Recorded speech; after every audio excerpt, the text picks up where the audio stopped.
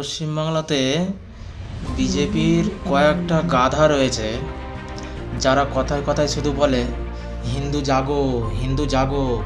বলছি ভাই, তোদের হিন্দুরা কি ঘুমায়? 2014 পর থেকে খালি বলছে হিন্দু জাগো হিন্দু জাগো। কেন হিন্দু ঘুমাচ্ছে নাকি? হিন্দু ঘুমাচ্ছে? হিন্দু ঘুমায় না তো। তাহলে তোরা এই যে বারবার যে বলছে হিন্দু জাগো, কেন? কিসের জন্য? উদ্দেশ্য কি? কি উদ্দেশ্য? শালা তোদের সরকার রয়েছে কেন্দ্রেতে, তোদের সরকার কেন্দ্রেতে আছে। বর্ডার থেকে ঢুকে এসে আমার দেশের লোককে পাকিস্তানিরা এসে হত্যা করে দিয়ে চলে যাচ্ছে। দিল্লিতে বম ধামাকা হলো, কীভাবে হলো সেটা এখনো কোনো হদিস নেই। কিন্তু তোরা হচ্ছে ঘুখোর।